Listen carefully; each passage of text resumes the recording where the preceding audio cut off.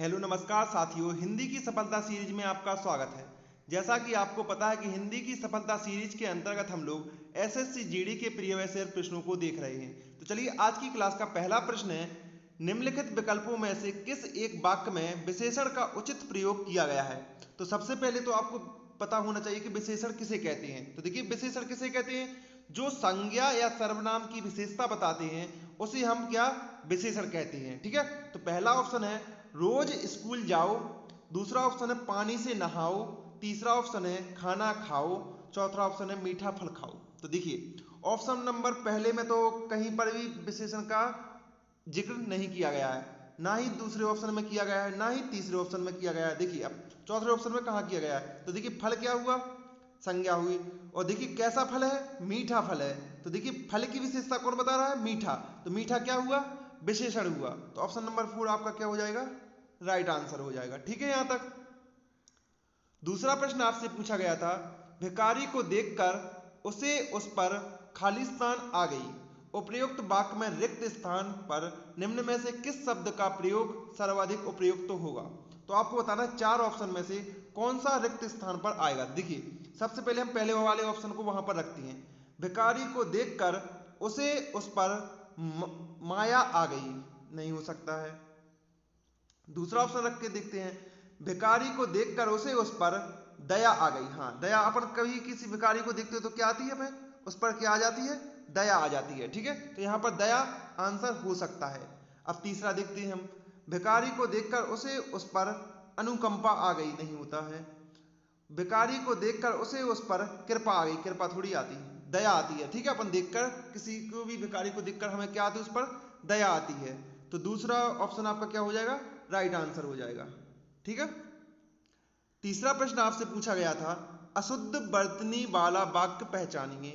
पहला ऑप्शन है मेरी पत्नी बीमार है, दूसरा ऑप्शन है दादी की मृत्यु से हमें बड़ा शौक हुआ, तीसरा ऑप्शन है मुझे तुमसे मिलने की उत्सुकता थी, चौथा ऑप्शन है बहुत भाग दौड़ के बाद कॉलेज में उनका प्रवेश हुआ। तो देखिए कॉलेज नहीं होता है, क्या होता है, कॉलेज होता है। तो इसमें क्या हुआ, यहाँ पर अशुद्धि है। तो ऑप्शन नंबर 4 आपका क्या हो जाएगा, राइट आंसर हो जाएगा, क्योंकि हमें बताना है कि अशुद्ध वाक्य कौन सा है। तो देखिए अशुद्ध वाक्य इसमें क्या लिखा, कॉलेज को अशुद्ध लिखा गया है। तो ऑप्शन नंबर 4 आपका क्या हो जाएगा, राइट आंसर हो जाएगा। बाकी सभी तीन ऑप्शन कैसे हैं, सही लिखे हुए हैं। तो हाँ, हमें बताना था अशुद्ध वाक्य, तो अशुद्ध वाक्य कौन सा होगा, ऑप्शन नंबर 4 आपका राइट आंसर हो जाएगा। ठीक है, चौथा प्रश्न है, निम्नलिखित विकल्पों में से साधारण या व्यापक नियम के विरुद्ध चीजें वाक्यांश के लिए एक सार्थक शब्द क्या होगा। पहला ऑप्शन है अपूर्व, दूसरा ऑप्शन है अपवाद, तीसरा ऑप्शन है नीरवता, चौथा ऑप्शन है आलोचक। तो देखिए इसमें क्या कहा गया, साधारण या व्यापक नियम के विरुद्ध चीजों को क्या कहते हैं। तो हम बोलते नहीं कई चीजों के अपवाद होते हैं। तो देखिए ऑप्शन नंबर 2 आपका क्या हो जाएगा, राइट आंसर हो जाएगा। ठीक है, समझ में आया इतना। पांचवा प्रश्न है, निम्नलिखित वाक्यों में रेखांकित खंड के स्थान पर प्रयुक्त होने वाले सबसे उपयुक्त विकल्प का चयन कीजिए। उसे चाची का लड़की हुई। तो आपको बताना है का के स्थान पर कौन सा ऑप्शन ठीक बैठेगा वहां पर। देखिए ठीक है, पहला ऑप्शन हम रखते हैं, उसके चाची में लड़की हुई, नहीं होता है ऐसा। उसके चाची को लड़की हुई, दूसरा ऑप्शन हो सकता है। ठीक है, उसके चाची के लड़की हुई, नहीं होता है कि उसके चाची से लड़की हुई, नहीं होता है। ठीक है, तो ऑप्शन नंबर दूसरा आपका क्या हो जाएगा, राइट आंसर हो गया। कैसा लिखना चाहिए था यहाँ पर, उसके चाची को लड़की हुई है। ठीक है, छठवां प्रश्न है, निम्नलिखित विकल्पों में से किस एक वाक्य में क्रिया संबंधी अशुद्धि है। पहला ऑप्शन है दूसरों के चरित्र पर अकारण की कीचड़ नहीं डालना चाहिए, दूसरा ऑप्शन है कृपया उत्तर शीघ्र दें, तीसरा ऑप्शन है चोरी करते हुए पकड़े जाने पर उस पर घड़ों पानी पड़ गया, चौथा ऑप्शन है वह लड़का दौड़ता है। तो देखिए हमें क्या बताना है, इसमें अशुद्ध बताना है कि अशुद्ध संबंध कौन सा वाक्य है, अशुद्ध वाक्य कौन सा है। तो देखिए दूसरों के चरित्र पर अकारण कोई नहीं होता है। ठीक है, अकारण ही कीचड़ नहीं डालना चाहिए। तो पहला वाला ऑप्शन क्या हो जाएगा अपना, राइट आंसर हो जाएगा। ठीक है, बाकी सभी 3 क्या हैं, शुद्ध हैं। 7वां प्रश्न है अतिवृष्टि का सही विलोम निम्नलिखित में से क्या है।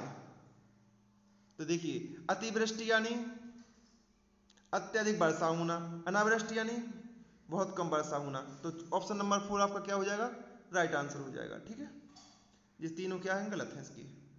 न वृष्टि नहीं होगा, ना अवृष्टि होना, ना बाढ़ नहीं होगा। क्या होगा इसका विलोम शब्द, अतिवृष्टि का क्या होता है, अनावृष्टि होता है। ठीक है। 8वां प्रश्न है निम्नलिखित वाक्य के रिक्त स्थान में सबसे उपयुक्त मुहावरा क्या होगा। श्रवण कुमार अपने माता पिता के लिए खाली स्थान थे। तो देखिए पहला ऑप्शन है अंधे की लकड़ी, दूसरा ऑप्शन है हाथी के दांत, तीसरा ऑप्शन है काठ के उल्लू, चौथा ऑप्शन है दाढ़ी में तिनका। तो देखिए हमें पता है कि श्रवण कुमार अपने माता पिता के क्या थे, अंधे की लकड़ी थे, क्योंकि उनके माता पिता कैसे थे, अंधे थे।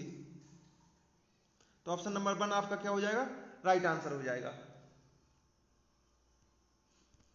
9वां प्रश्न है निम्नलिखित विकल्पों में से घुन लगना मुहावरे का अर्थ है। पहला ऑप्शन है निराश होना, दूसरा ऑप्शन है क्षय होना, तीसरा ऑप्शन है भय होना, चौथा ऑप्शन है खुश होना। तो देखिए बताइए इसका क्या होगा।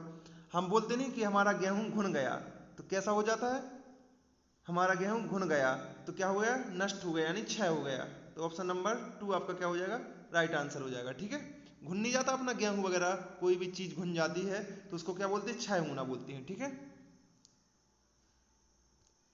10वां प्रश्न है वर्तनी की दृष्टि से अशुद्ध वाक्य का चयन कीजिए। पहला ऑप्शन है राम का शत्रु रावण मारा गया, मैंने उसकी अस्वस्थता के बारे में सुना था।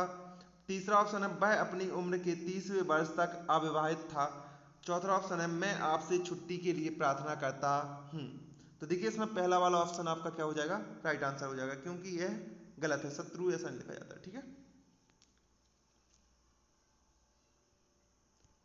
11वां प्रश्न क्रम के अनुसार वाक्यांश के लिए सार्थक शब्द है। पहला ऑप्शन है क्रमांक, दूसरा ऑप्शन है यथाक्रम, तीसरा ऑप्शन है असंख्य, चौथा ऑप्शन है सक्रम। तो देखिए आप लोग सबसे अधिक लोग ऑप्शन नंबर 1 को टिक करेंगे, इसमें ऑप्शन नंबर 1 को टिक करेंगे और वो सभी क्या होंगे, गलत होंगे।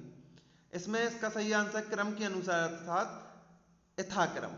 और इसमें आपको पता है कि जिसमें भी क्रम के अनुसार या यथाक्रम का शब्द लगा होता है उसमें क्या कौन सा अलंकार होता है, अनुप्रयास अलंकार होता है। एक शब्द भी याद रखना है, ठीक है, आपको ये लॉजिक भी, उसमें क्या होता है, अनुप्रयास अलंकार भी होता है, जिसमें यथा वगैरह शब्द लगा रहता है या उपसर्ग लगा होता है। ठीक है, उसमें कैसा उपसर्ग लगा हो या यथा हो तो उसमें क्या होता है, अनुप्रयास अलंकार होता है इन शब्दों में। ठीक है, तो क्रम के अनुसार को हम एक वाक्य में क्या कह सकते हैं, यथाक्रम।